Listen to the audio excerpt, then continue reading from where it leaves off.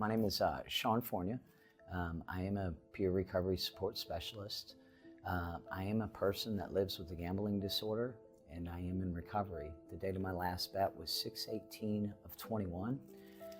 I am a person that lives with an alcohol use disorder and substance use disorder. And I'm really fortunate to be here. This is an honor and a privilege, and thank you. My experiences prior to recovery, I think that money doesn't buy you happiness. In the dream world of compulsive gambling, I built this fantasy in my head that I was gonna not have to work till I was 55 years of age. I was gonna live a luxurious lifestyle and travel all over the country, that there was an easier way to do it. And gambling in a big win would offer me that financial freedom. It was a solution to everything. And what I come to find out, that it's an illusion. It was a fantasy that I built in my mind. From a very early age, I was fortunate to have amazing parents that offered me the ability to slide down mountains and slide across water behind boats and do all these wonderful things at a young age. And so I was kind of primed with dopamine, and then video games come along. I get attached to the video gaming, providing the dopamine release. That was very difficult for me to break. As I got a little bit older, I got curious with the dice and the cards and the card games, and I winning, right? And that fantasy that I built in my mind continued to grow and grow and grow. And then I got into course sports, and sports became fun. They became a way to the office pools, the sports pools, and all that stuff as a way to try to make this fantasy in my mind come true. And I chased that for a long time. Eventually, Virginia legalized the lottery. I got heavy into that. You know, I was fascinated by the lottery tickets. And the New Kent horse track came in to town, and you could bet on the horses. And then now they had the OTBs, the off-track betting parlors that were open in Richmond. And it was a way to win money, right? To find that easy way out, to find that I could retire at a young age and didn't have to work till I was, as I grew older, right? There was a quick, easy, instant fix for that solution. As it continued to grow, I continued to evolve as gambling evolved in Virginia. I continued to chase the different forms of gambling, and it only got worse. I shouldn't be here. I should be long dead or locked away in a prison as a direct result of my problem gambling. It led me to substances, alcohol. There were treatment centers. There were several suicide attempts. There were many psychiatric stays. There were jails. I gambled my way from general population into isolation cells. That's how bad I was chasing this illusion and delusion to win it big, to hit it big. I was going to go to any length to take the easier, softer way out. And I believed that that would happen for me. I believed I was that special. I believed I was that unique. What I found out, that's a setup that gambling offers us, that illusion of great hope and wonderful aspirations of financial riches, that all is going to be well. And that's not what happens to most people. And so I continued to chase all the different forms of gambling, and it just led me to utter brokenness, right? And I'm grateful I'm here. I'm grateful I'm in recovery. My community is definitely grateful that I'm in recovery and not doing the things I did. I wrecked my family. I really harmed the relationships with my daughter, my parents, the whole family unit, right? I infected them with my illness, and they got sicker, right, as I got sicker. And so our whole family unit became sick because I was chasing this fantasy, this money was going to solve all my problems. It was going to make me happy. And what I found, that's so far from the truth. What motivated me to explore the process of recovery, and then what was unique to me in my recovery. So I think one of the biggest motivators has been the pain. All the consequences, all the wreckage, the financial, the emotional, the mental, the criminal wreckage, all that has been a great motivator.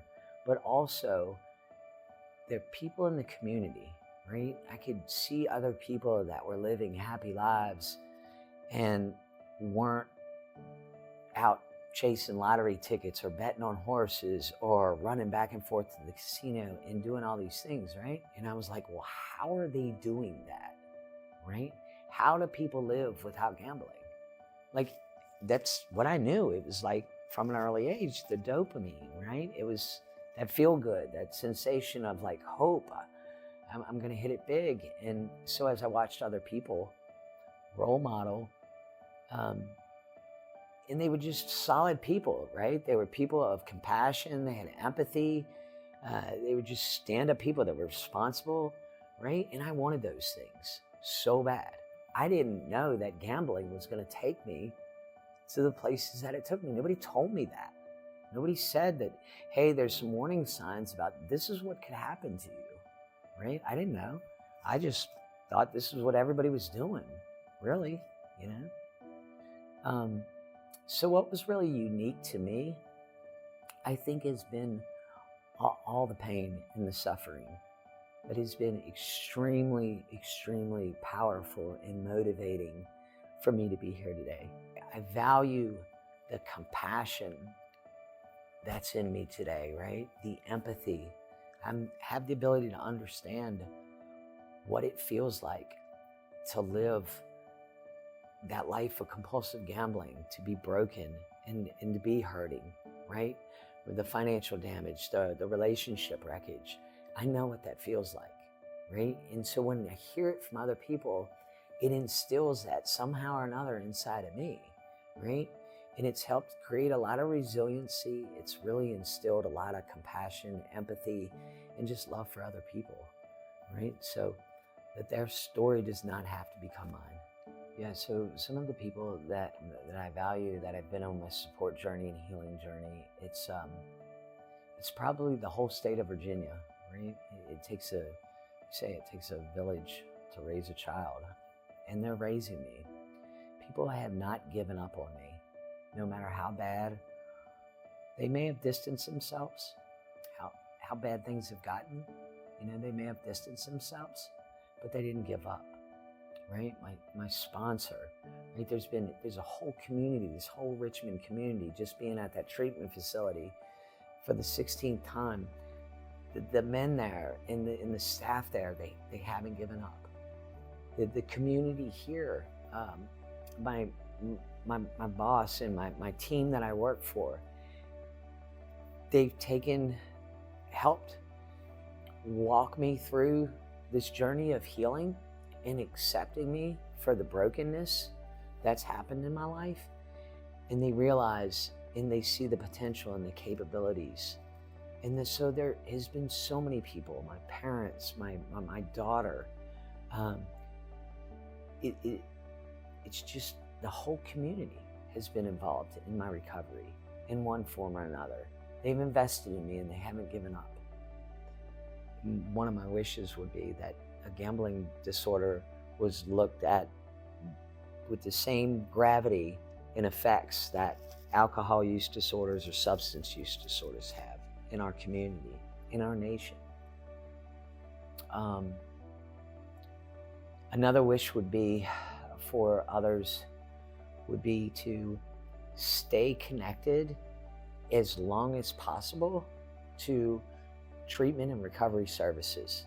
It's extremely important to allow the brain, the neuroplasticity in the brain healing to take place, right? The longer engaged in treatment and recovery services, the greater the chance of healing for the brain. So my wish would be to stay engaged as long as possible in recovery services for problem gambling and or other alcohol use disorders or substance use disorder. And I think my last wish would be for others, is to, you're not alone. Realize that there is help available to you. I know gambling disorders are known as a hidden addiction because they deal with finances, and it remains hidden. There's no intoxicating effects from it, but there is help available. You don't have to go to those depths that I went to. There is a way out. Recovery is possible. Reach out for help. Call 1-800-GAMBLER. Call the Virginia Partnership for Gaming and Health, the helpline. We are here. There is a peer in each region of this state that is ready and waiting to help you, and we know what it's like to walk in your shoes. There's a better life in store, and I would wish that people would take advantage of the support and the services that are available, and they're free. They're free to